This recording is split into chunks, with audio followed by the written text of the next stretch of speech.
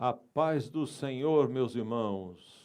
Graças a Deus que estamos mais uma vez juntos nesta noite para fazermos mais uma vez a explanação da nossa lição da Escola Bíblica Dominical. Somos aqui da cidade de Limeira, Ministério do Belém, Assembleia de Deus, Ministério Belém, presidida pelo pastor Levi Ferreira de Souza.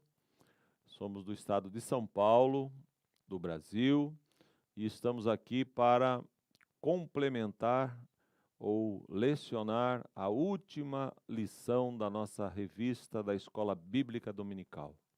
Pela misericórdia de Deus, mais um trimestre está chegando ao seu final, aonde nós estudamos sobre a fragilidade humana e a soberania divina. Glória a Deus. Tudo isso baseado na vida do nosso patriarca Jó, um homem de Deus que nos deixou exemplos profundos e maravilhosos de fé, de perseverança, de obediência, de testemunho, coisa gloriosa que nos encheu de conhecimento, de ânimo para servirmos melhor a Deus. Realmente, este homem foi uma bênção nas mãos do Senhor. Hoje nós estamos reunidos aqui, eu e o irmão André, presbítero André, nosso querido irmão em Cristo, que também faz parte do hall de professores da Escola Bíblica aqui do Templo Sede, pastor Jonas, pastor Jurandir, pastor Silas, não puderam estar conosco hoje, por compromissos assumidos aí nas suas vidas ministeriais e particular, né? Mas nós estamos aqui para fazermos esse trabalho tão importante para o reino de Deus e poder passar aqui esses minutos, estas horas com os irmãos, meditando nesta última lição, muito maravilhosa. Estive estudando e lendo e fiquei impressionado, né, com o final da vida registrada no livro de Jó a respeito da conclusão da sua prova, da sua luta e como o Senhor abençoou o final da vida deste homem. Coisa gloriosa que vai nos encher de edificação e nos fará concluir que vale a pena servir ao nosso Deus, servir ao nosso Senhor Jesus Cristo. Meus irmãos, eu vou pedir então ao irmão André que faça uma oração para nós iniciarmos então a nossa escola bíblica dominical. Paz do Senhor aos irmãos, vamos estar orando então para o início dessa aula.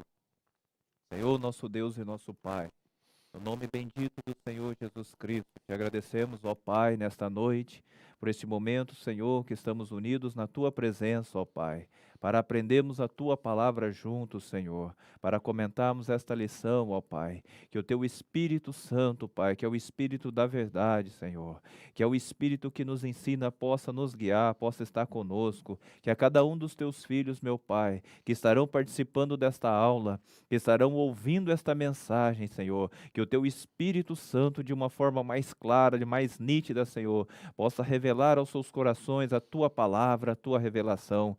Pai bendito, é o que nós te pedimos nesta noite, meu Deus, em nome de Jesus. Amém. Amém. Graças a Deus. Muito bem, meus irmãos.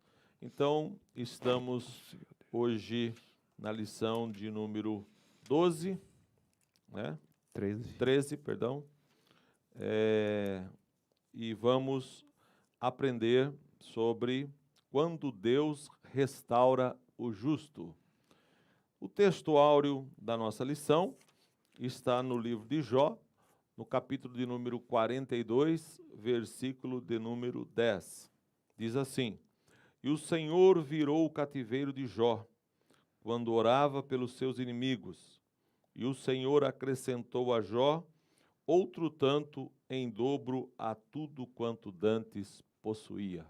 Glória a Deus. Maravilhoso, né? Nós já aprendemos aqui que orar pelos amigos e até mesmo às vezes pelos inimigos muda cativeiro, né? muda a situação. A coisa pode ser transformada. Glória a Deus. A verdade prática diz: a restauração do ser humano acontece em razão do amor e da misericórdia de Deus, e não como consequência do esforço pessoal, piedade ou atos de bondade. Aqui fica bem nítido, aqui bem fortalecido a ideia de que é tudo em razão do amor e a misericórdia de Deus, né? O homem tem que entender que a sua participação no plano de salvação, no projeto divino, é só ele reconhecer, se arrepender, crer e fazer a vontade do nosso Deus, obedecer a sua palavra. Porque todo o plano, todo o projeto, ele vem única e exclusivamente de Deus. Foi Deus que projetou a salvação, que deu o seu Filho, foi Deus que se revelou, foi Deus que amou primeiro. Então, o homem ele entra apenas com a fé e o arrependimento e a obediência. Mas tudo é fruto do amor e misericórdia de Deus. A leitura bíblica em classe se encontra no livro de Jó, capítulo de número 42, versículo de número 1 até o de número 17. Nós estaremos fazendo a leitura então. Se você quiser nos acompanhar, pegue a sua Bíblia e leia conosco. E após estaremos fazendo os comentários da nossa lição. Diz assim no verso de número 1. Então respondeu Jó ao Senhor e disse: Bem sei eu que tudo podes, e nenhum dos teus pensamentos pode ser impedido. Quem é aquele, dizes tu, que sem conhecimento encobre o conselho? Por isso, falei do que não entendia, coisas que para mim eram maravilhosíssimas e que eu não compreendia. Escuta-me, pois, e eu falarei, e eu te perguntarei, e tu ensina-me. Com o ouvir dos meus ouvidos ouvi, mas agora te veem os meus olhos. Por isso, me abomino e me arrependo no pó e na cinza. Sucedeu, pois, que acabando o Senhor de dizer a Jó aquelas palavras, o Senhor disse a Elifaz, o temanita: A minha ira se acendeu contra ti e contra os teus 2 amigos, porque não dissestes de mim o que era reto, como o meu servo Jó.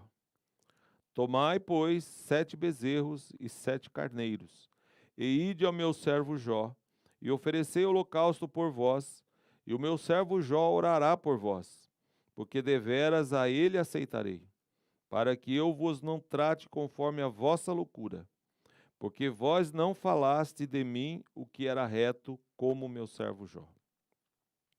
Então foram Elifaz, o temamita, e Bildade, o suíta, e Zofar, o naamatita, e fizeram como o Senhor lhe dissera, e o Senhor aceitou a face de Jó.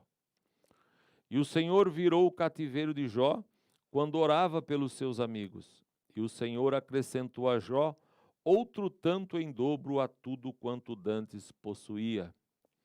Então vieram a ele todos os seus irmãos e todas as suas irmãs, e todos quanto dantes o conheceram, e comeram com ele pão em sua casa, e se condoeram dele, e o consolaram de todo o mal que o Senhor lhe havia enviado.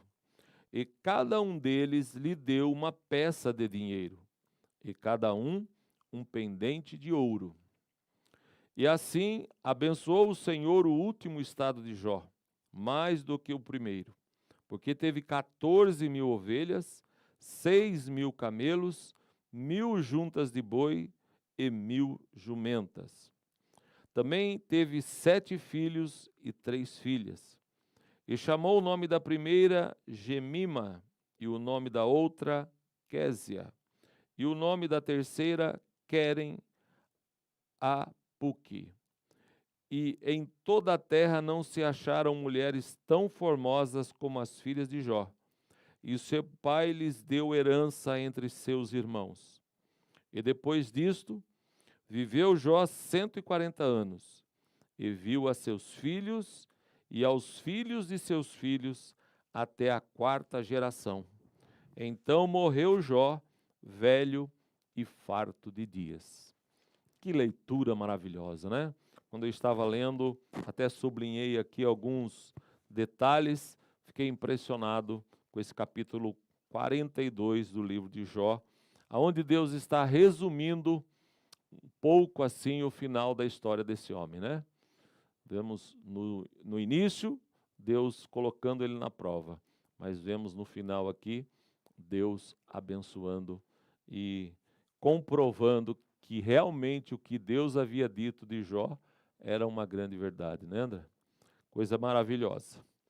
Meus irmãos, muito bem, o objetivo dessa lição é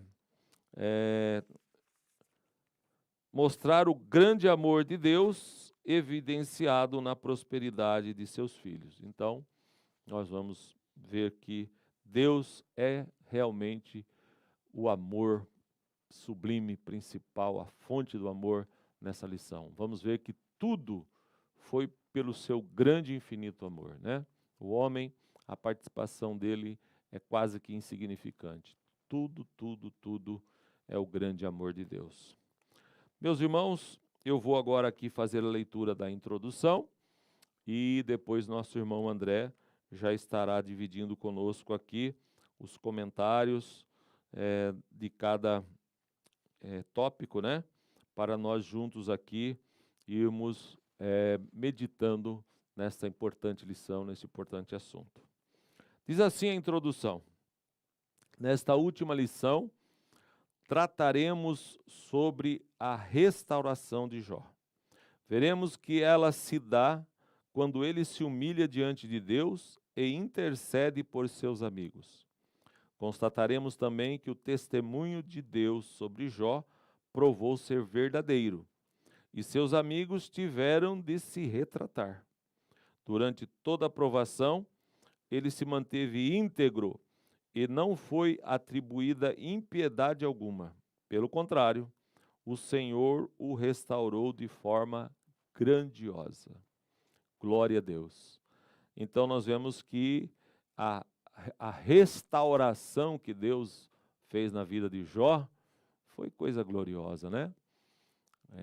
Depois de perder tudo, né? Perder no sentido familiar, social, perder o respeito, perder a honra, perder muita coisa nessa área, perder talvez no sentido espiritual também, a sua fé, a sua confiança em Deus, talvez em algum momento ficou bastante abalada, ficou num estado ali de estresse muito grande, perdeu a paz, talvez, perdeu aquela certeza de que andava corretamente. Não sabemos exatamente o que passou pela mente desse patriarca, mas certamente foi momentos difíceis, quando principalmente foi acusado, mas também perdeu na parte material, perdeu os seus bens, perdeu os seus filhos, perdeu o convívio do lar, perdeu aquelas alegrias, aqueles momentos maravilhosos junto com a família,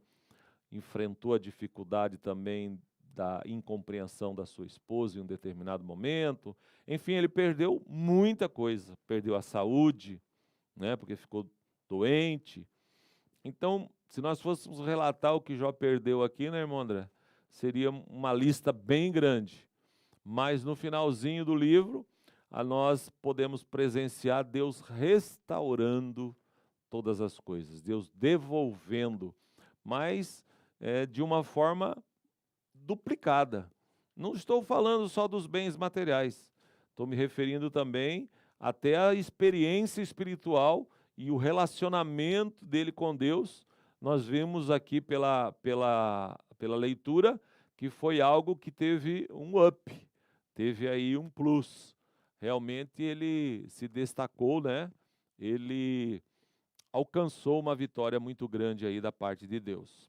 Então, nosso irmão André estará nos ajudando aqui no primeiro tópico, falando sobre o Jó humilhado, irmão André, Se o senhor quiser comentar o tópico 1, 2 e o 3, fica à vontade, aí o senhor tem um tempo bom aí para falar para nós a respeito desses tópicos, e eu volto lá no tópico 2 para dar continuidade. Mais uma vez, né, irmão? A paz do Senhor aos irmãos, né? É gratificante poder estarmos juntos aqui, comentando esta lição, né? Com o tema desta lição 13, quando Deus restaura o justo, né?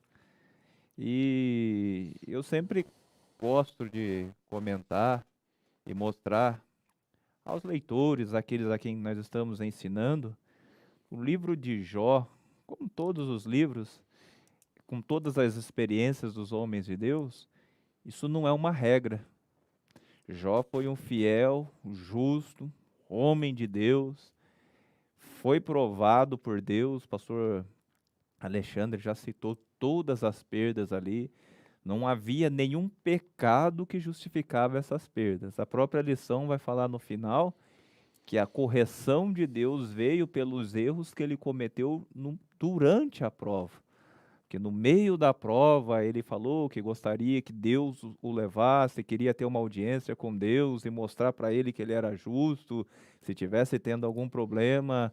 Aí chegou até em algum momento, pese-me Deus em balanças justas, quer dizer que se ele fosse pesado em balança e fosse dado negativo, é porque aquela balança estava adulterada, então ele estava ali.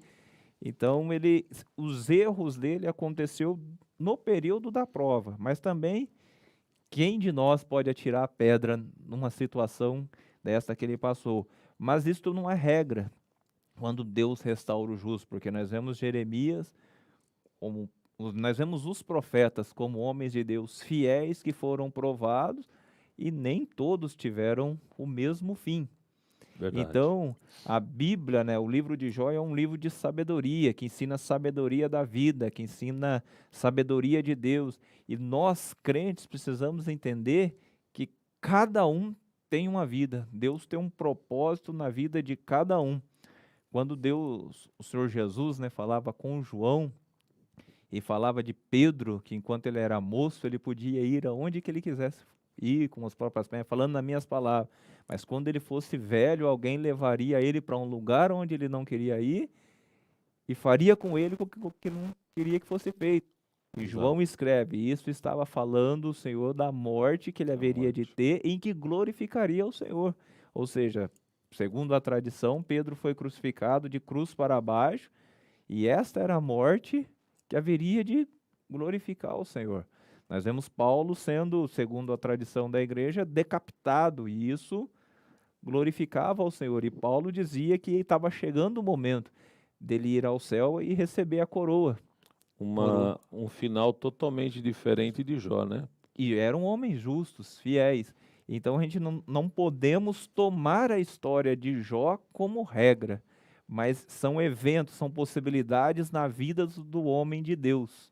Porque senão a gente pega esta lição e fala, não, todos os irmãos que estiverem em prova vão ter o problema. Mas uma coisa que é certeza para todos os que servem a Deus, aí sim, está lá em Mateus, capítulo 19, quando Pedro pergunta, né? Mateus capítulo 19, versículo 27. Então Pedro respondendo disse, eis que nós deixamos tudo e te seguimos, que receberemos? Pedro falando a Jesus. E Jesus diz, em verdade vos digo que vós que me seguistes, quando na regeneração, aí na regeneração, ou seja, na volta do Senhor, quando todos formos transformados, aí fala, o Filho do Homem se assentar no seu trono da sua glória, também vos assentarei sobre 12 tronos, para julgar as 12 tribos de Israel. E todo aquele que tiver deixado casas, ou irmãos, ou irmãs, ou pai, ou mãe, ou mulher, ou filhos, ou terras, por amor do meu nome, receberá 100 vezes tanto e herdará a vida eterna. Esse aqui é para todos. Esse aqui é para todos. Ainda que esses 12 tronos para julgar as 12 tribos seja destinado aos 12 apóstolos, Paulo fala que em Coríntios capítulo 6 a igreja vai se assentar para julgar o mundo. Julgar os anjos. Julgar os anjos. Então, nessa questão das 12 tribos, entendemos que são os apóstolos, mas a igreja vai ter essa parte no juízo, né, na volta do Senhor em relação ao mundo.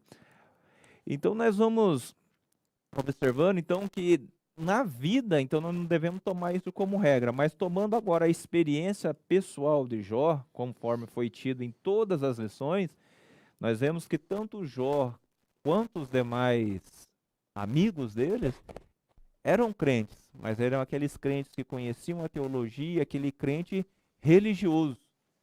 Mas a religião de Jó se tornou inexplicável para ele a partir do momento que ele começou a sofrer. Então ele viu que a experiência pessoal dele não estava de acordo com a experiência teológica que ele tinha aprendido. Porque tudo que os seus amigos defendiam, provavelmente Jó também defendia. Que quem pecasse iria sofrer, mas ele não pecou e perdeu tudo. Então ele percebeu que algo estava errado. E isso que estava errado era com a interpretação da fé que eles tinham na época e não lá. E por não conhecer Deus na intimidade, fez com que durante os seus discursos, nas suas defesas, ele falhasse e falasse algumas coisas, porque é bem provável, tem pessoas que têm um conhecimento muito grande da palavra de Deus, mas não têm um conhecimento experimental. Então aí, dando vamos dizer assim, essa introdução, aí o texto aqui do comentarista diz a humilhação de Jó. Mas que humilhação é essa? É que no capítulo 38, 39 e o 40, Deus se revela a Jó, através de um redemoinho. E começa a questionar Jó, já que ele queria que Deus viesse, e questiona. E a primeira pergunta, né, que Deus já começa ali perguntando para Jó, depois disso o Senhor respondeu a Jó de um redemoinho, dizendo: quem é esse que escurece o conselho com palavras sem conhecimento? Agora cinge os teus lombos como homem, e perguntar-te-ei, e tu me ensinarás: onde estavas tu quando eu fundava a terra? Deus começou a fazer perguntas sobre a criação, sobre a gestação de alguns animais, sobre a vida de alguns animais nas montanhas, e foi trazendo à mente de Jó a grandeza das coisas criadas, mostrando para Jó que ele não entendia nada do que era criado, muito menos do Deus que o criou. Então essa humilhação que o contexto está dizendo aqui, ó, Jó humilhado, o comentarista ele coloca, ó, os capítulos 38, 39 e 40 demonstra como Deus expôs a Jó sua onipotência na criação e sapiência em preservá-la. Ele mostrou que o patriarca era incapaz não apenas de compreender a dinâmica da criação, mas, sobretudo, fazer algo parecido com ela. Jó se convenceu de que seus próprios questionamentos eram injustos. Se ele não era capaz de fazer o que Deus fez, então com que direito criticava os caminhos divinos? Se apenas uma das criaturas de Deus era capaz de impor terror em Jó, como se comportaria ele diante do Criador dessas criaturas? Ou seja, as perguntas que Deus estava fazendo a Jó, colocou ele, vamos dizer assim, na parede. Foram perguntas inquestionáveis, sem condições de resposta. Porque ele estava a perguntar: quando estava tu, quando eu fazia as estrelas? Então essas perguntas que foram feitas a Jó, quando nós lemos o livro, se nós fizermos a nós mesmos, nós vamos ver o quão pequenos nós somos. E isso fala de uma experiência pessoal que Jó teve com Deus. E é isso que acontece com todo homem, com toda mulher que tem um encontro com Deus. Nós vemos isso no caso de Moisés, quando o Senhor apareceu na sarça ardente e começou a falar, ele estremeceu, caiu, o Senhor disse: descalça a sandália dos teus pés, porque a terra que tu estás é santa. Ele tremeu. E depois, quando o Senhor aparece ali no monte Sinai, se revelando a ele, a nação de Israel fica com medo da revelação de Deus e pede para Moisés continuar como intercessor, para que Deus não falasse diretamente com ele, com medo de morrer. Nós vemos o profeta Isaías como já um homem de Deus, já profetizando, mas no capítulo 6 o profeta diz que no ano em que morreu o rei Uzias, ele viu ao Senhor assentado sobre um alto.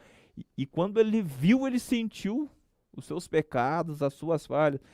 Porque isso mostra, amados irmãos, o quão pequenos nós somos diante de Deus. E Deus, quando se revela ao homem, ele se sente humilhado, porque é tanta justiça, é tanta santidade, é tanta grandeza, é tanta glória, e em geral é o terror, é o medo de ser tomado por esse poder e ser, numa linguagem, ser destruído. Porque somos tão limitados, tão falhos diante de um ser que na sua revelação nós sabemos que nos cerca. O próprio profeta Isaías, né, ó, citando ao Senhor de uma forma para o homem entender, mas ainda está limitando Deus. Fala que Deus faz dos céus o seu trono e a terra o apoio dos seus pés. Então, quando nós olhamos hoje aí pelas descobertas, pelos que dizem, da grandeza do universo, pela grandeza das coisas, já são grandes. E agora imagina o Deus que se assenta sobre tudo isso. É muito, muito, muito grande mesmo. E um detalhe dessa grandeza de Deus, e que é assustadora, a gente precisa ir lá no livro de Apocalipse, às vezes dar uma espiada, quando no Apocalipse 20 fala do julgamento do trono branco, o próprio João fala, e eu vi um grande trono, e o que estava assentado sobre o trono. Ali Deus está sentado para julgar. E ali fala que fugiu-se os céus e a terra da presença do Senhor, porque nesse julgamento Deus está irado. Agora imagina, irmãos, quando Jó viu a grandeza de Deus nessa revelação, imagina o que João viu ao Senhor assentar sobre o trono para julgar os homens, e os céus e a terra fogem, dando a entender que não querem ver esse julgamento. Era uma sequência de julgamentos que foi vindo. Deus antes já tinha julgado o falso profeta e a besta, já tinha julgado o diabo e seus anjos, já tinha lançado a morte no lago de fogo e enxofre, e agora o trono branco era na sequência ali para julgar o último dos inimigos, que era a humanidade rebelde contra Deus. E o universo foge da presença desse Deus. Então é assustador isso. Então Jó se sente humilhado, como todo homem que tiver uma experiência viva com Deus vai se sentir. E é importante, André, a gente meditar, né?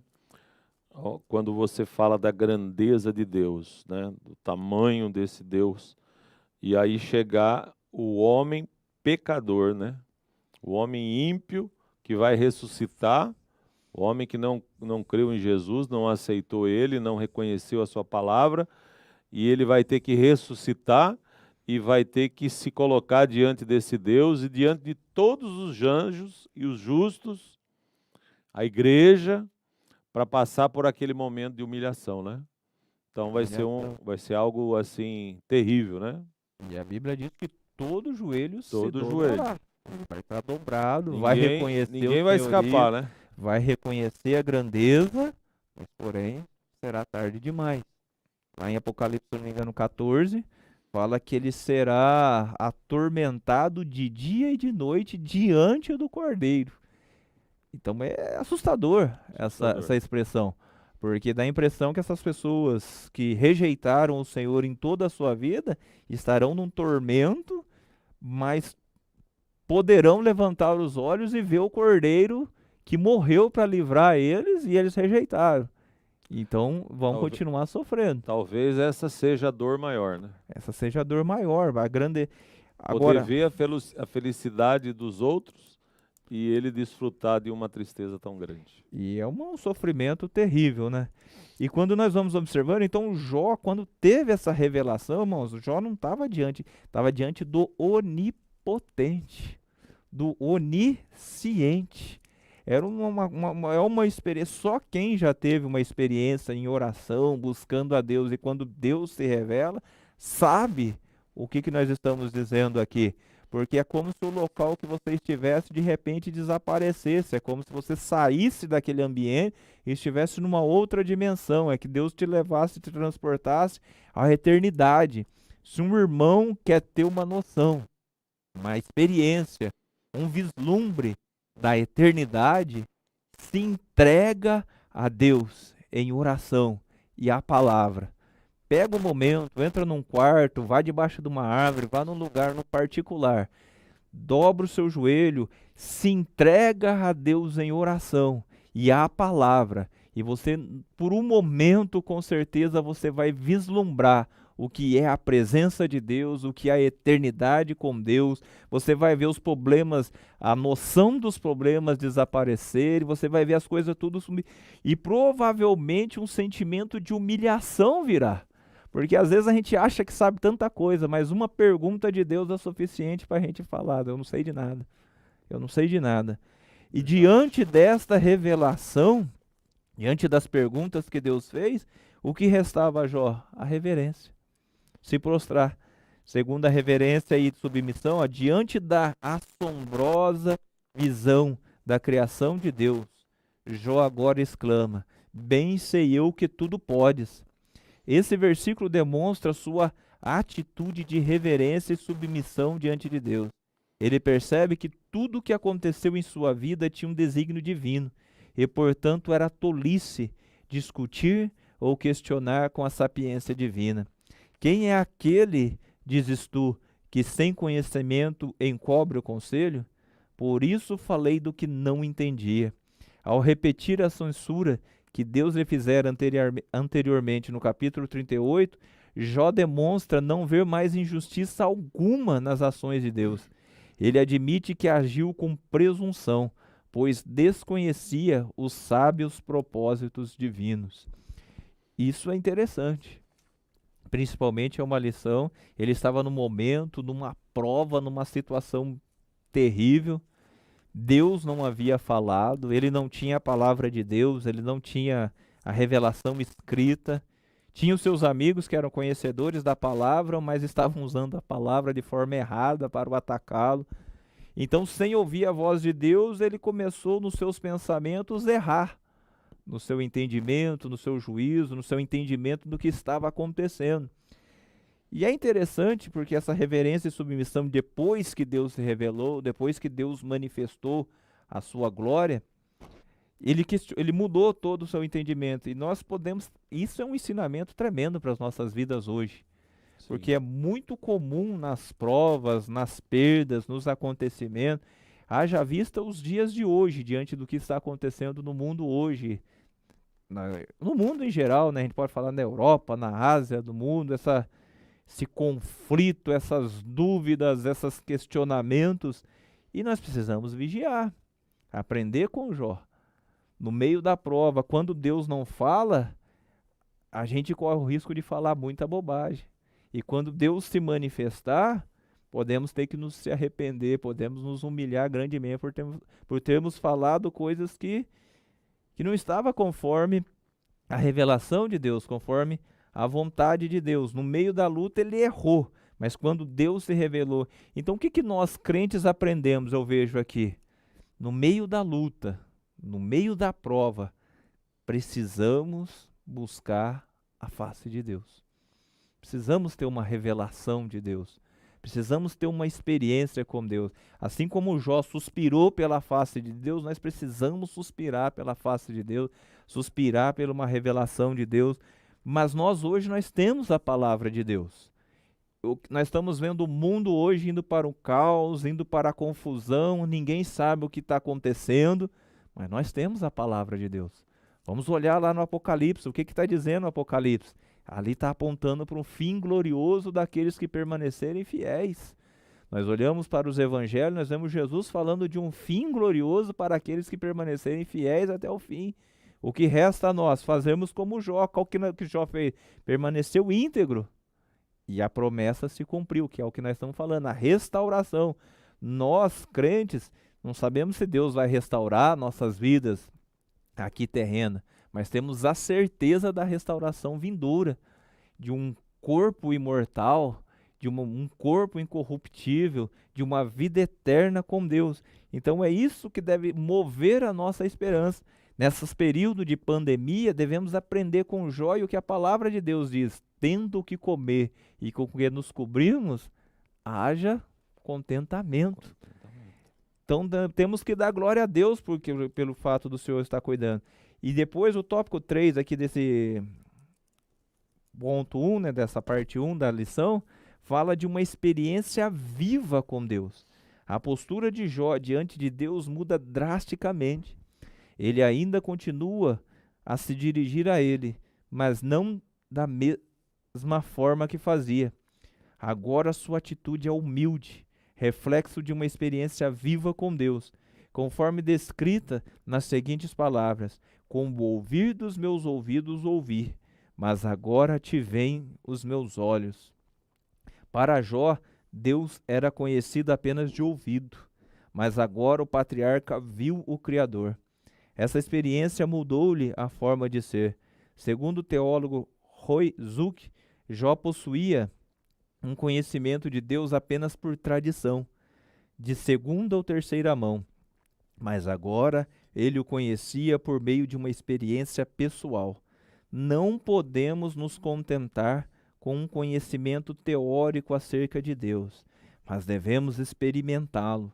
Quando temos experiências vivas com o Altíssimo, renunciamos aos nossos achismos. Confessamos nossa miséria no pó e na cinza. Rejeitamos o nosso orgulho e rebeldia. Deus é glorificado em todas as áreas da vida. Então, o que a lição está falando aqui? Jó teve uma experiência viva com Deus. Deus falou com Jó de um redemoinho. Mas vejam bem, irmãos, eu estava até ouvindo um pastor, pregador, acho que ele não é da Assembleia de Deus, Luciano Subirá. Conheço. Ele fala muito sobre os dons espirituais. Eu gostei de uma palavra que ele fala: a forma como Deus trabalha com o crente é simples. É simples. O resultado que é extraordinário. O resultado que é grandioso.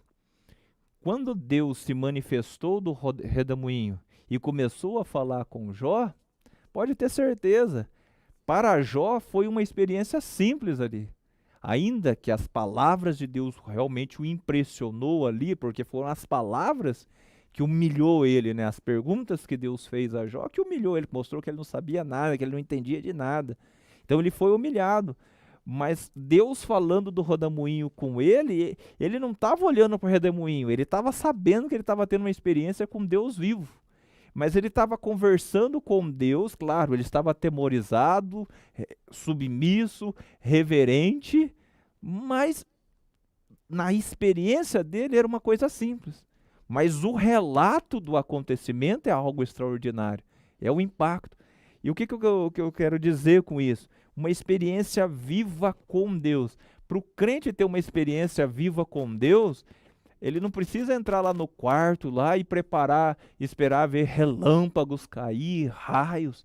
Quando Deus vir falar com você, vai parecer uma coisa muito simples. Vai ser uma voz, vai ser uma impressão. Deus vai vir falar, ou Deus vai usar uma pessoa, ou vai te usar. E você vai olhar, é uma coisa assim, vai ser uma coisa comum a você. Você vai entender o que está acontecendo. Para você vai ser uma coisa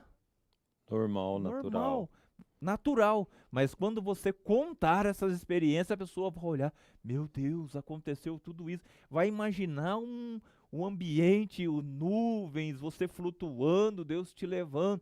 Porque a vida com Deus, irmãos, ela é simples.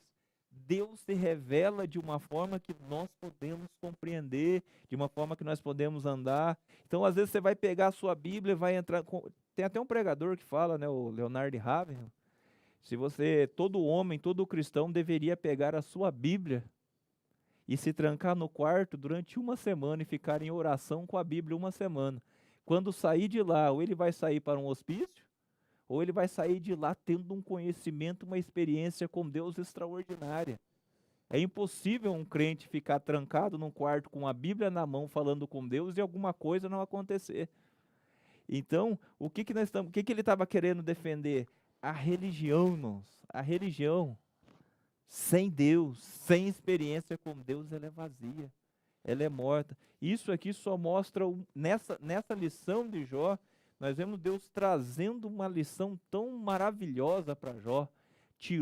Embora Jó sofreu tudo o que ele sofreu, mas eu imagino que a hora que Deus vem e restaura ele, eu creio que ele até agradeceu a Deus.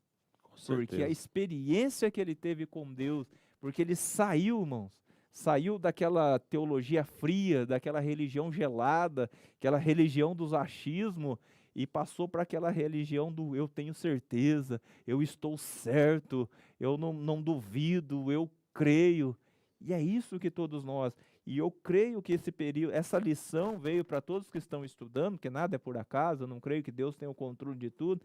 É para nós que estamos estudando, para os irmãos que estão ouvindo, para que os irmãos saiam desse cristianismo básico, desse cristianismo só de rudimentos, e vamos partir para um cristianismo vivo. Tem muita, como já diz alguns pregadores, nós precisamos em nossos últimos dias de uma demonstração viva do cristianismo, como foi nos dias apostólicos. Aquele cristianismo de experiência, aquele cristianismo onde, ó, Deus falou, onde os crentes iam para um culto e quando todos saíam do culto, saíam dizendo, Deus verdadeiramente esteve entre nós. É isso que Deus quer nas nossas vidas. E é aí que eu entendo. Então Jó ele foi humilhado, reverenciou e se submeteu a Deus e teve uma experiência viva com Deus, que é uma lição para nós, que só a prova que vem de Deus, que Deus permite, que permite a gente chegar a esta condição, Conclusão. né, de vida. Muito bem, aí está o nosso irmão André fazendo comentários muito edificantes, importantes, a respeito desses 3 tópicos. E é muito, só reforçando aqui alguns detalhes, né? Principalmente no versículo 5 da nossa lição, da leitura, né? Diz assim, com o ouvir dos meus ouvidos ouvi, mas agora te veem os meus olhos. Que coisa interessante, meus irmãos. Jó antes conhecia de ouvir, mas agora ele estava vendo. Então, realmente ele teve uma visão tremenda de Deus e isso daí mexeu com ele, né? Ele teve uma experiência diferenciada, né? Teve uma visão, ele viu algo. Além do redemoinho, ele teve uma visão assim do Deus da glória ali se manifestando. E no verso 6 disse, por isso me abomino. Aqui nós sentimos o tamanho da humilhação dele, como ele caiu em si. Quando ele diz aqui, por isso me abomino e me arrependo no pó e na cinza. Ele sentiu certamente a sua insignificância, a sua miséria. Todos aqueles argumentos que ele estava usando, ainda que com alguma razão, né, André? Porque era um homem que tinha um bom testemunho, o próprio Deus falou sobre isso, mas quando ele viu o tamanho da grandeza e santidade e poder do nosso Deus na sua essência, com uma revelação um pouco mais forte que Deus trouxe para ele, mesmo aquele princípio de razão que ele tinha, aquela base de razão, ele achou que era insuficiente para brigar com Deus ou argumentar com Deus, né? A gente observando o centurião de Cafarnaum, quando ele foi pedir para Jesus orar pelo servo dele que estava doente, ele chegou e se prostrou. Senhor, vá orar pelo meu servo. O senhor, eu irei lá. Ele falou, não, eu sou um homem de autoridade e eu sei que o senhor também é. Só uma palavra basta. Mas o que era isso? Era o temor, a unção, a presença de Deus na vida de Cristo era tão extraordinária, exalava a santidade, que o pecador inevitavelmente cai de joelho. Eu lembro-me quando eu fui para a igreja, as primeiras vezes, eu já fui tendo ouvido a mensagem do Salvador. Então, quando você chega na igreja sabendo que Deus está ali, para você tudo é santo. Não, esse banco é santo, deixa eu sentar com cuidado. Esse lugar que eu estou pisando é santo. Quando Deus toma o pregador, toma uma pessoa e começa a falar, e você fala, esse homem não está falando dele mesmo. É Deus que está falando. Aquele sentimento de santidade, aquele temor vem. Não tem homem que não estremeça diante da voz de Deus. Pode ser o maior ímpio que for. Pode ser o maior Mas se Deus estiver falando, ele estremece, ele cai. Haja visto o que acontece no mundo espiritual, né? Os demônios, Estremecem, a Bíblia diz. quando manifesta, quando entra uma pessoa na igreja e a glória de Deus se manifesta, o demônio logo se manifesta diante do quê? Do temor da presença do Senhor. E a Bíblia também fala, né, que os demônios creem e estremecem Estremece. na presença dele. Mas por quê? É a presença, é a santidade, é a justiça de Deus. Então, todo crente que tem essa experiência, ele muda. Não tem como. Com certeza, graças a Deus por isso, né, meus irmãos?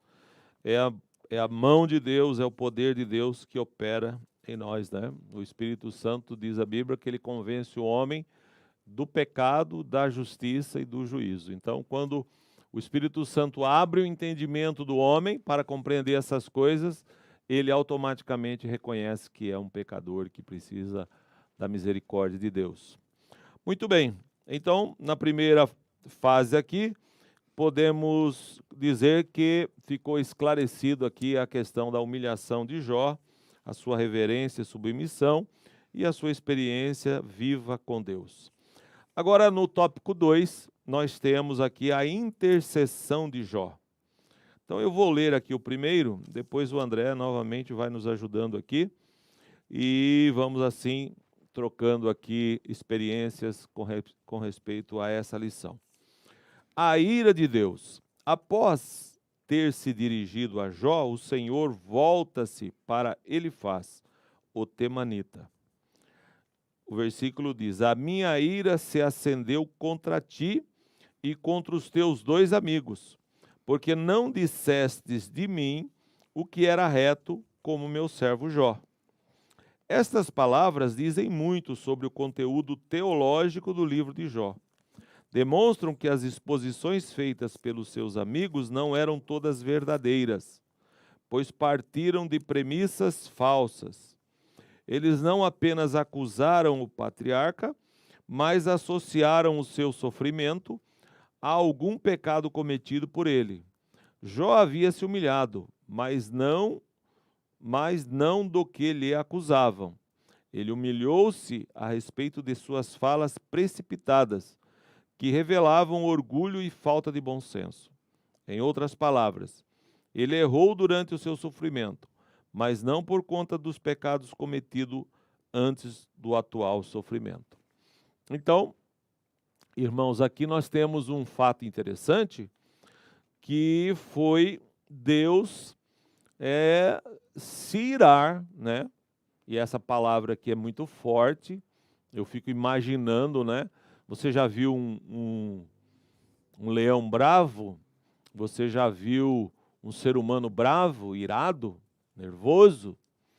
E aí eu, quando leio na Bíblia essa expressão aqui, Deus ficando irado, eu digo para os irmãos que eu sinto um grande temor, né? Tem um pregador nos tempos antigos que pregou um sermão que se chamava assim, o pecador nas mãos de um Deus irado, né?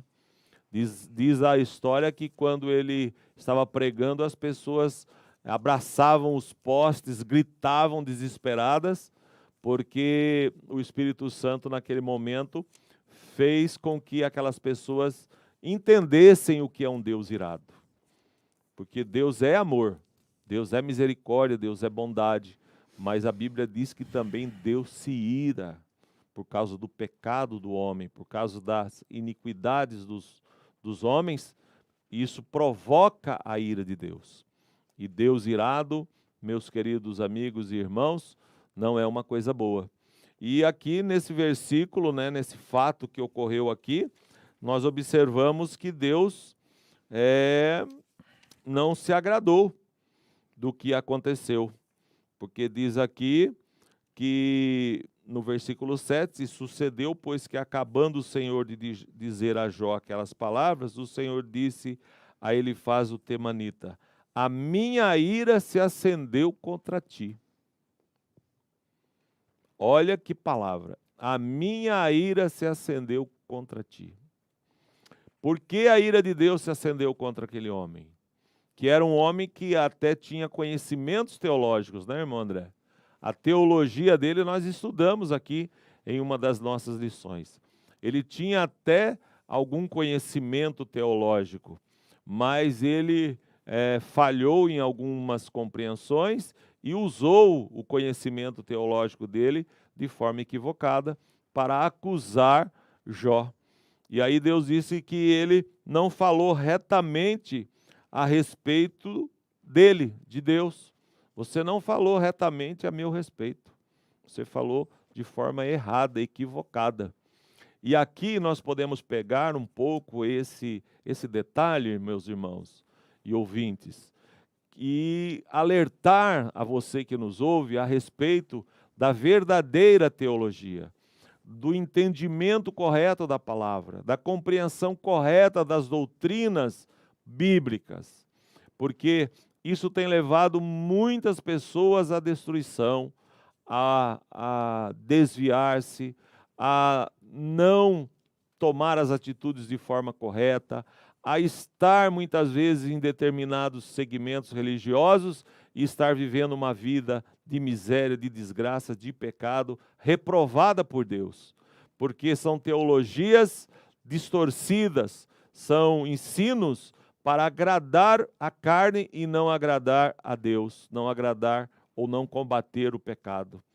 É muito perigoso esse caminho. E nós estamos aqui trazendo um alerta, porque esse caminho hoje tem aumentado muito, principalmente com o advento das redes sociais, da internet. Muita coisa é ensinada de maneira errada. Então é muito importante nós aprendermos a palavra de forma correta, a teologia de forma correta, a escatologia de forma correta, a doutrina da justificação, da santificação, enfim, todas as doutrinas da regeneração de forma correta, para nós sermos beneficiados pela palavra e não condenados por ela. Então, temos aqui uma falha gravíssima que provocou a ira de Deus. Então, quem ensina a palavra errada, quem ensina a palavra de forma equivocada e coopera para a destruição das almas, sofrerá a ira de Deus. Jesus, quando veio ao mundo, enfrentou a religiosidade dos fariseus, dos saduceus, dos escribas, né, André? E em algum momento Jesus disse para eles assim, chamou eles de hipócritas e disse assim, vocês não entram no céu e fecham a porta para aqueles que querem entrar, por causa da doutrina equivocada que eles ensinavam. Colocavam peso demais sobre as pessoas e eles mesmos não queriam carregar nem com a pontinha do dedo, né? Então Jesus foi muito crítico e reforçando aqui então o perigo de se ensinar aquilo que não está na palavra, ou de torcer a palavra e usá-la de forma inadequada para determinadas situações. Precisamos tomar muito cuidado com isso e é o que Deus aqui demonstra com a sua repreensão aos amigos de Jó, ao ponto de Deus pedir que Jó pudesse orar por eles, oferecer sacrifícios e orar para que eles, Deus diminuísse, vamos dizer assim, ou acalmasse a sua ira. E a Bíblia diz que Deus, aqui eu até frisei aqui na leitura, né? Diz aqui no verso 9, então foram Elifaz, Zofar e Bildade, e fizeram como o Senhor lhe dissera, e o Senhor aceitou a face de Jó. Então a oração que Jó fez, que aí também, irmão André, tem um grande ensino, né? Porque Jó poderia estar bravo aqui com seus amigos, né? Poderia fazer uma oração aqui um pouco diferente, né? Mas note aí que Deus já estava revelando aí a forma de tratar os amigos e até os inimigos, né? Embora a Bíblia chama aqui de amigos, mas eles agiram, na verdade, como inimigos, né? E aí Jó ora, intercede a Deus e Deus recebe a oração de Jó. Que depois da experiência com Deus também, não tem ódio que fica no coração, É. né? Depois do que ele passou ali na presença de Deus, Viu que não era nada e que não adiantava. que a gente percebe A presença de Deus real no coração de um homem faz ele fazer coisas que a gente olhando, você fala, meu Deus, você olha para Estevão, ele acabou de ver os céus abertos, viu o Senhor em pé ao lado do Pai. Que glória extraordinária. Ele está vendo, ele está sendo apedrejado e está vendo os céus abertos. Ou seja, meu Deus, eu estou vendo o que eu pedi aqui, Deus vai fazer. Pai, perdoa eles. Eles não sabem o que estão fazendo. Profundo, né? Então, dá aquela impressão, né? Se Deus tivesse uma audiência com Deus, eu ia pedir para Deus julgar todos os meus inimigos. Não. Se você tiver uma audiência com Deus, você vai pedir para Deus salvar todos os seus inimigos. Porque o transformar de Deus vai ser tão extraordinário que você vai começar a enxergar como Deus enxerga, vai ver como Deus vê. Porque Amar como ele ama. amar como ele ama. Porque na cruz, o próprio Jesus, o Senhor Jesus, ele falou que muitas vezes, quando ele falava ao Pai, o Pai sempre o ouvia. Até na ocasião que ele foi orar por Lázaro para ressuscitar, ele, Pai, graças te dou. Apenas digo isso para que ele saiba que o Senhor sempre me ouve. Quer dizer, ele tinha plena comunhão. E lá na cruz do Calvário ele tinha plena comunhão. E lá na cruz ele fala, Pai, perdoa eles. Eles não sabem o que fazem. Aqueles que não têm compreensão, não enxergam como Deus enxerga, não vê como Deus vê, olha e fala, mas como que pode Jesus? Jesus ali na cruz podia pedir para Deus mandar um raio, matar tudo. Mas Jesus estava vendo o quê? Como ovelha perdida, como pessoas cegas, como pessoas enganadas. Aqueles homens ali estavam fazendo tudo o que faziam, segundo Jesus, eles eram ignorantes. Eles não estavam enxergando. Era igual Geazi com Eliseu, né? Quando o exército sírio cercou tudo ali, ele estava em desespero. E Eliseu falou, não, meu filho, fica tranquilo, mais são os que estão conosco do que com eles. Ele não estava enxergando. Aí o Senhor falou, Senhor, abre os olhos para que ele veja. Aí ele viu todos os exércitos celestiais cercando. Então, quer dizer, o homem de Deus, ele enxerga além do homem carnal, o homem natural, né? Então, essa questão aí da ira de Deus se acender aí, ela é...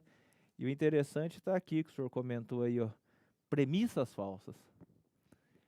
Quando nós pentecostais vamos falar assim, né? Ou todo aquele pregador, pregar uma mensagem com inspiração errada, inspirado na carne. Foi isso que aconteceu aqui. Eles estavam inspirados pelo quê? Pela certeza de que Jó tinha pecado. Eles abriram a boca para falar, mas sem a direção de Deus, baseado numa inspiração própria.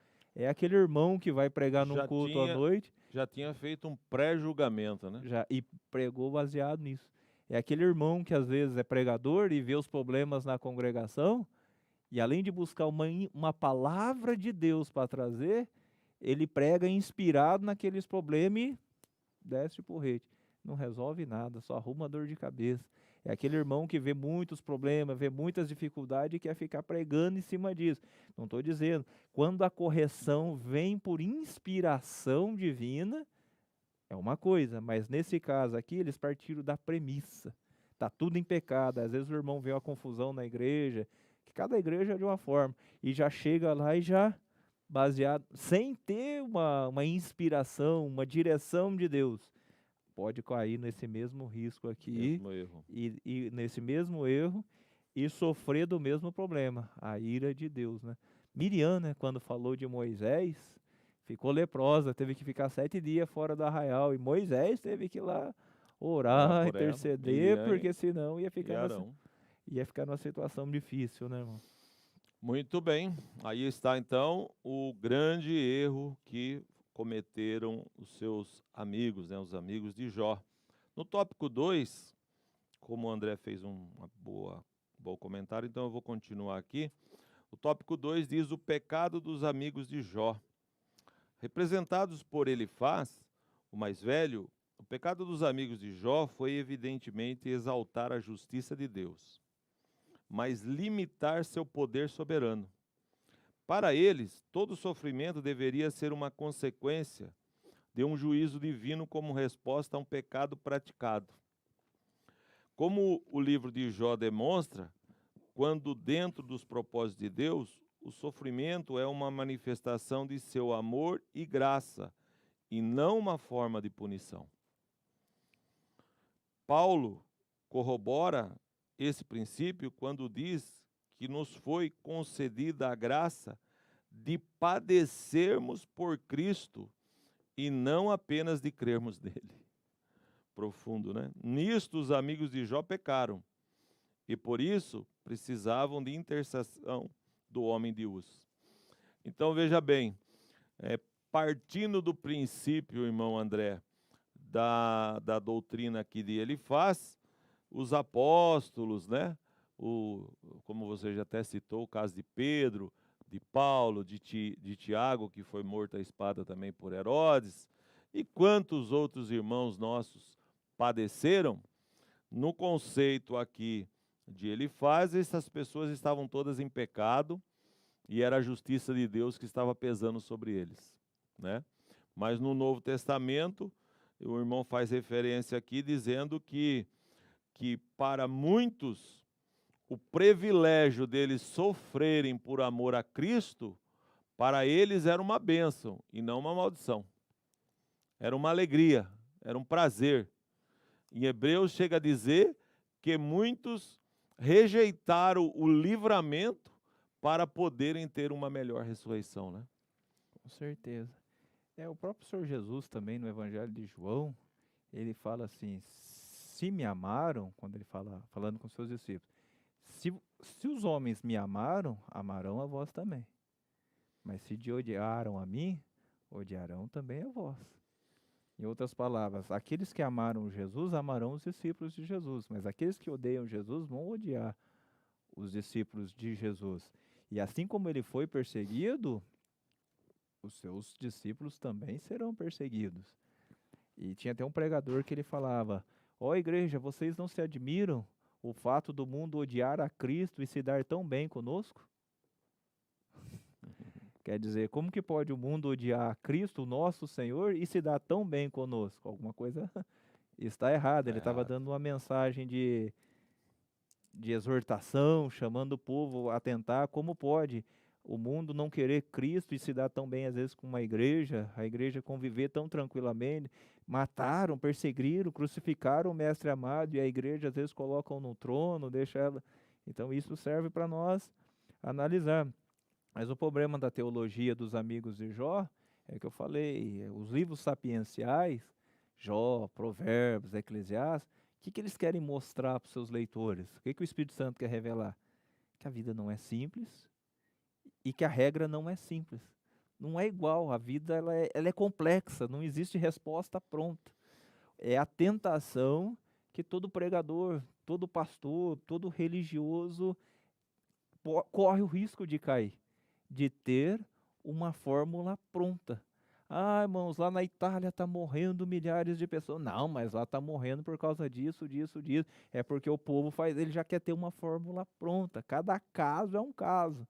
Tem pessoas lá que estão morrendo, mas a Bíblia diz que preciosa é a vista do Senhor a morte dos seus salvos. Se está morrendo um crente salvo, o Senhor está levando ele. Mas alguns casos pode ser juízo. Alguns casos pode ser provação.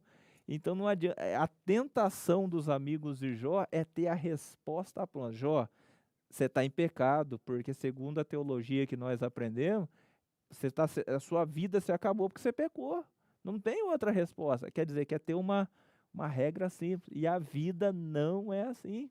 A vida não funciona desta forma. É o exemplo que você chega lá. Um exemplo simples. Eu estou com uma dor de cabeça. Qual que é o remédio para dor de cabeça? São 1001 remédios. Claro. Às vezes, se você teve uma indigestão, teve uma indigestão, o estômago está ruim, mas a cabeça dói. Às vezes a cabeça está doendo por causa do fígado, por causa de tantas outras coisas. Às vezes você vai tomar um remédio, uma dipirona para dor de cabeça, o problema é estomacal. Às vezes é um remédio para melhorar a digestão. Então a vida de Jó desandou inteirinha. Eles tinham a resposta pronta. É pecado. Pecaram. Porque esse é o erro.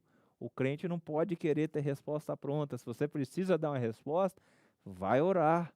Se Deus não te inspirou, não te deu uma palavra, não tenha vergonha de dizer, eu não tenho uma resposta.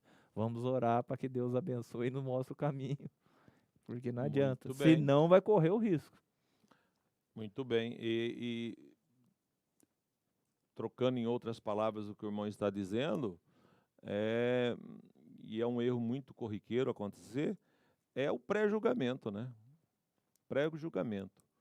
Quando você faz um pré-julgamento das pessoas, na forma humana, sem a reta justiça de Deus, você já está entrando por um caminho perigoso de cometer uma injustiça e de desagradar a Deus e provocar a ira de Deus. Então, é muito importante, irmãos, a gente ter cuidado com essa parte.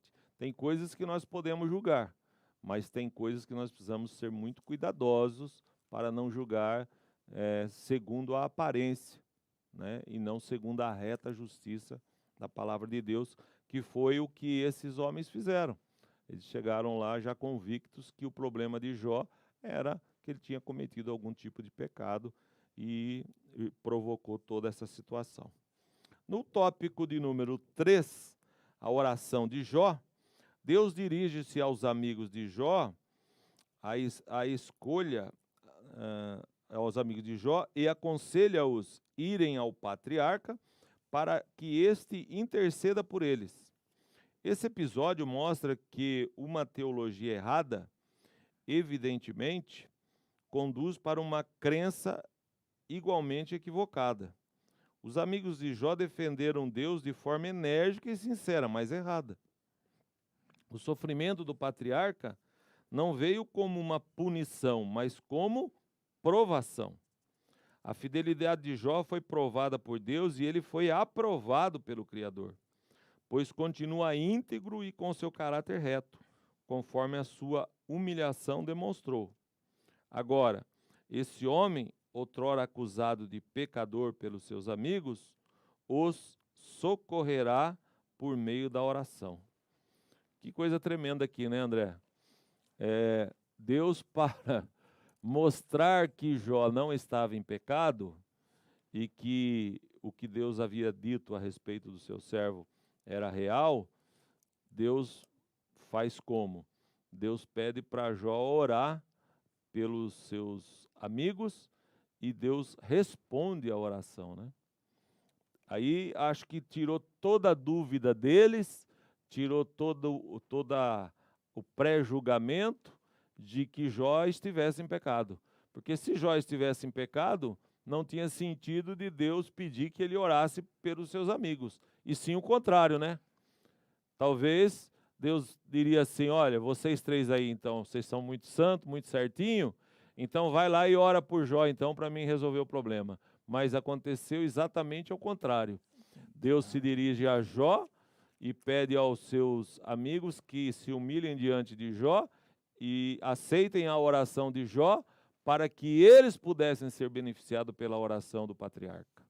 Eu acho que aí, então, esclareceu, deixou muito claro, né, irmão André, que Jó não tinha cometido nenhum tipo de pecado, embora durante a aprovação passou algumas situações de autojustificação ali, mas não chegou a ser um pecado, mas mostrou muito bem que Deus estava recebendo a oração do seu servo. E, embora o texto não fala, né? Eu acredito que corrigiu a teologia dos três também, né? Porque eles estavam tão convictos de que Jó estava em pecado, que estava sofrendo por causa... Eles estavam em plena convicção, os três estavam em plena. Alguns chegaram até a falar como em nome de Deus, né? Se fosse Deus, estava... E agora, o Senhor, tudo leva a entender que falou diretamente com eles. É uma coisa também extraordinária. Jó era íntegro, não pecou. E Deus falou. Mas Deus se dirigiu aos três também. E por aí nós aprendemos o quê? Embora eles erraram, Deus se manifestou irado para eles, mas deu uma chance de misericórdia. Deu uma posição. Então Deus corrigiu a teologia e a vida de Jó, chamou os três na ira e falou, agora vocês vão lá, vão se humilhar. Ou seja, o Jó passou por uma humilhação junto com Deus. Eles foram humilhados tendo que ir falar com o homem de Deus para orar por eles. E lá, então, aquele que eles criticaram tanto. E agora eles viram que Jó estava certo e que Deus era real. Quer dizer, Deus tirou os 4 de uma religião, da resposta pronta, da regra, das coisas simples, e trouxe para uma religião, assim podemos dizer, para uma experiência pessoal. Porque imagina, a hora que Jó começa a orar, Deus recebe a oração e perdoa eles. Quer dizer, eles saíram também daquela religião do pronto, do tudo pronto ali, do drive-thru, né, como podemos dizer, né? Você chega, pede e recebe, você chega, faz e da meritocracia, tudo ali, partiu para a religião da experiência, da transformação. Então, nesse entendimento, né, vemos que os 4 passaram por um benefício espiritual e não somente os 4, que depois vai falar aqui na restauração que todos que tinham abandonado Jó, quando Deus restaurou, voltou. Quer dizer, Sim. e quando essa história foi contada, eu acredito que toda aquela família, aqueles vizinhos, aquela cidade ouviu da história e não teve como não dizer que era Deus naquela história ali, né? Então é uma coisa assim extraordinária a lição, né? Muito profundo, muito profundo. E me chama a atenção aqui o poder da oração, meus irmãos. Poder da oração. Quando Jesus mandou orar pelos seus inimigos, né, e disse assim, ó, que amontoarão brasas vivas sobre a sua cabeça, né? Paulo escrevendo, acho que aos Romanos, fala sobre isso.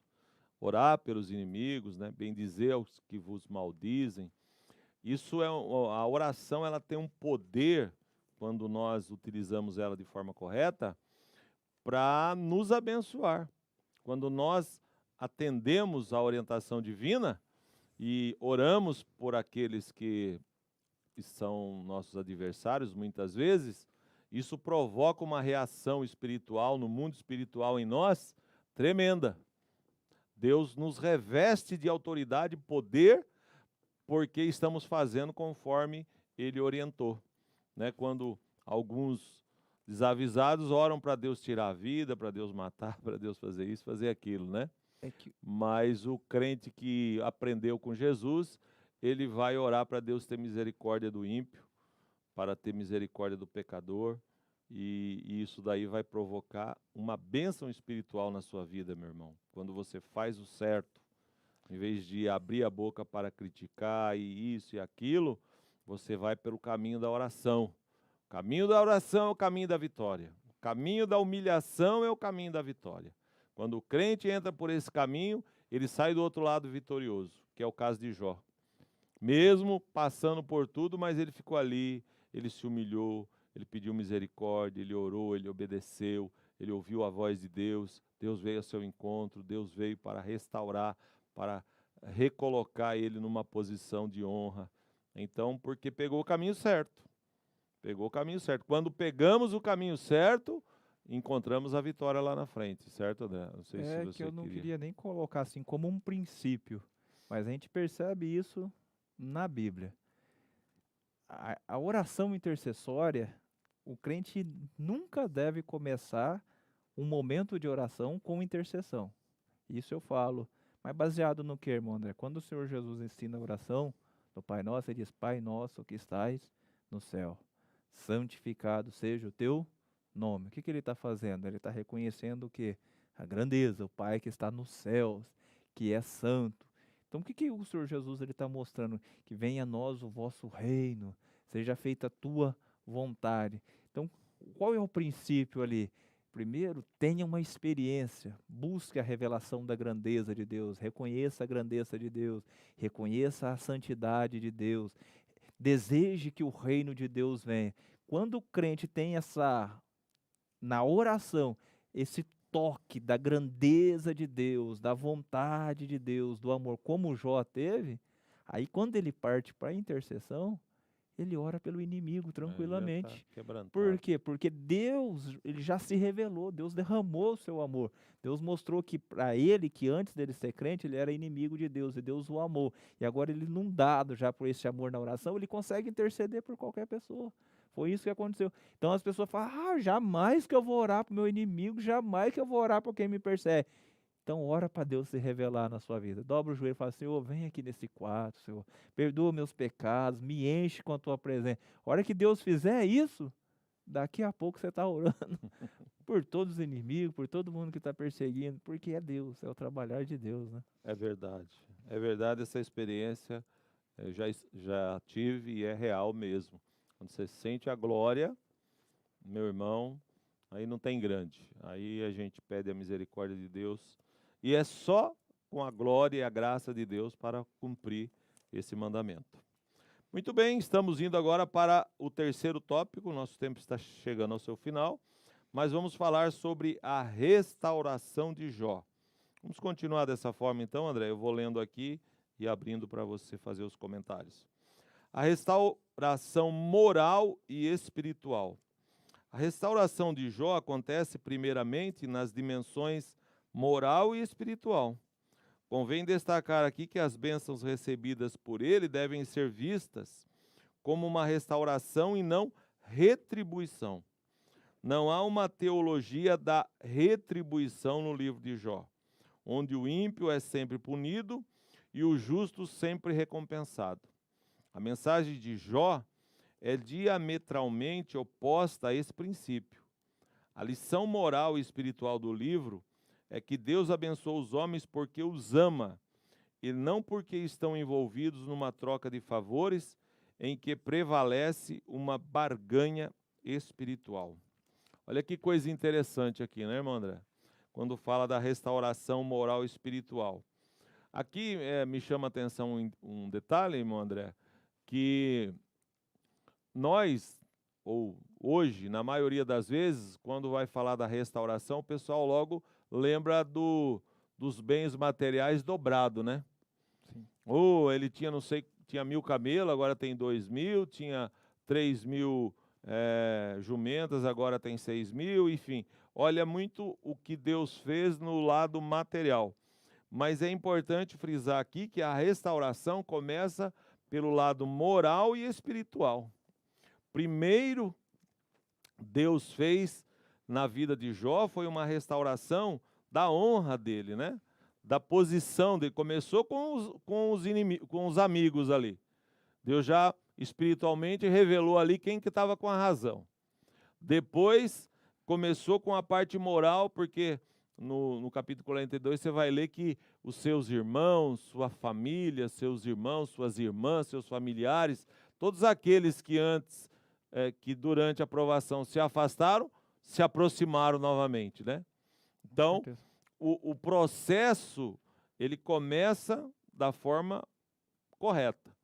Deus restaura espiritualmente, moralmente a pessoa, para depois poder abençoar financeiramente, né? Materialmente. Porque se fosse o contrário, não ia ter efeito, não é isso?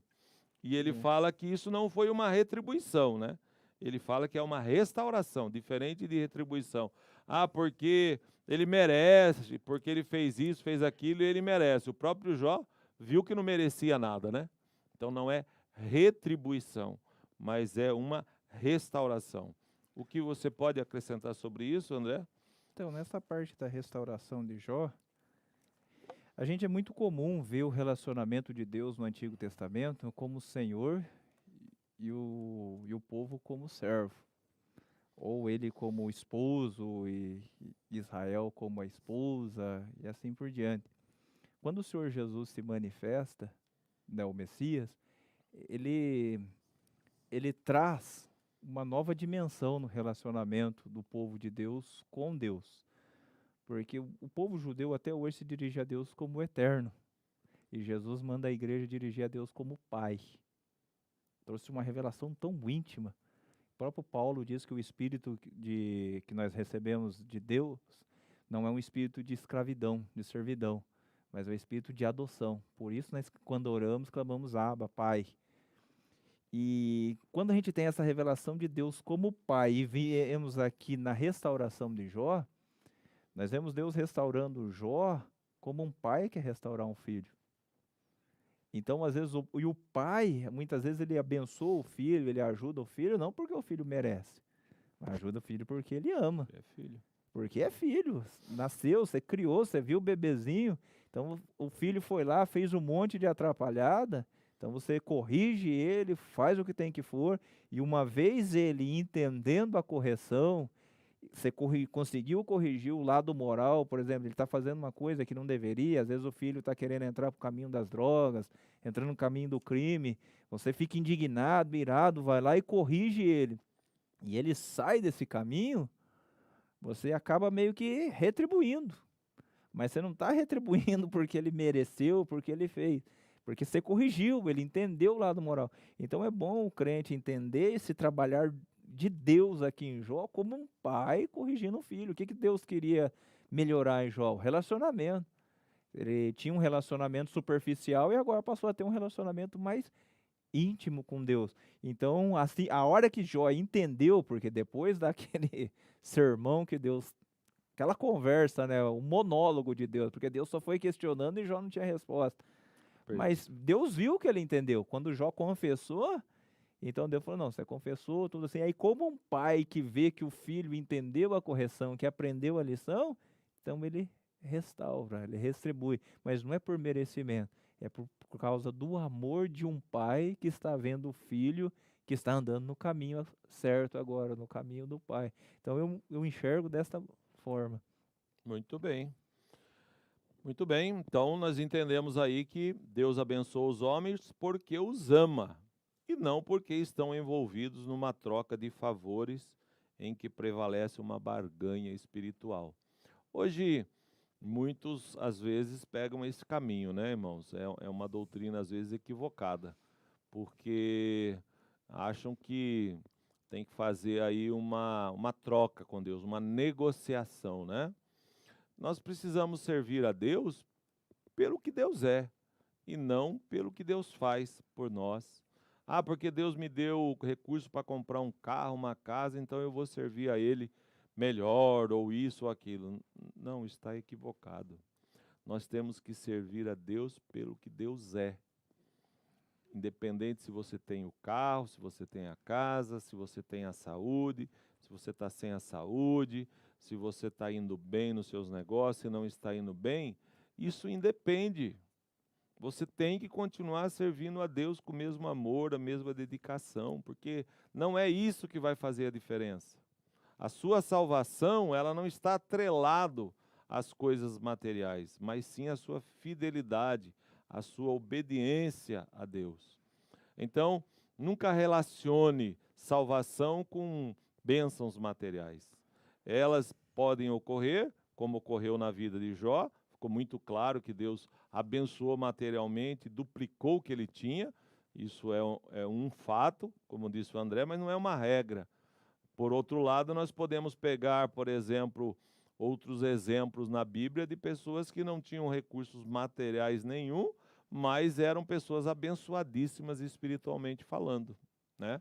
Então não é regra, não é regra. Deus pode fazer, mas independente de qualquer coisa, a doutrina correta é servir a Deus pelo que Ele é e não pelo que Ele faz por você.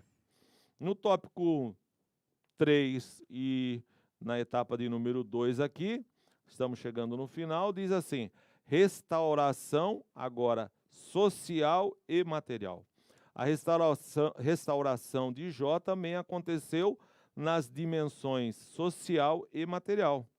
As calamidades que sobrevieram sobre ele, especialmente suas feridas físicas e emocionais, o expulsaram do convívio social. Ele suportou sozinho o que pensavam ser um julgamento de Deus. Mas agora todos veem a graça divina derramada de forma abundante sobre ele. Era, portanto, a hora de voltar ao convívio social e desfrutar de tudo que o Senhor lhe deu, pois o Senhor acrescentou a Jó outro tanto, em dobro, a tudo quanto dantes possuía. A restauração que o Senhor Jesus faz na vida do ser humano leva em conta todas as dimensões da vida. Ele restaura a vida espiritual, moral, social e material, trazendo dignidade ao homem que teve, por meio da graça divina, a imagem de Deus restaurada. Glória a Deus, né, irmão André? que o senhor pode comentar sobre esse tópico também, para nós já partirmos para o final da nossa lição.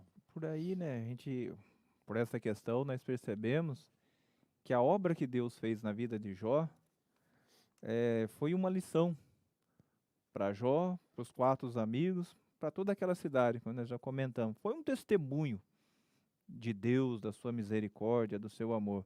No finalzinho aqui, o comentarista coloca: a restauração do Senhor Jesus que Deus faz é da mesma forma, na esfera moral, espiritual, material, tudo por meio da graça divina. É uma coisa muito importante que nós crentes precisamos entender, é a graça divina. A teologia de Jó não é retributiva. Por exemplo, quando nós tomamos os 10 mandamentos, a Bíblia fala que que não deveríamos ter outros deuses, não deveria fazer imagem de escultura, não fazer nada. Depois, amar os pais, servir, e todos os 10 mandamentos. E nós olhamos aqui, por que Deus não nos abençoa por forma retributiva?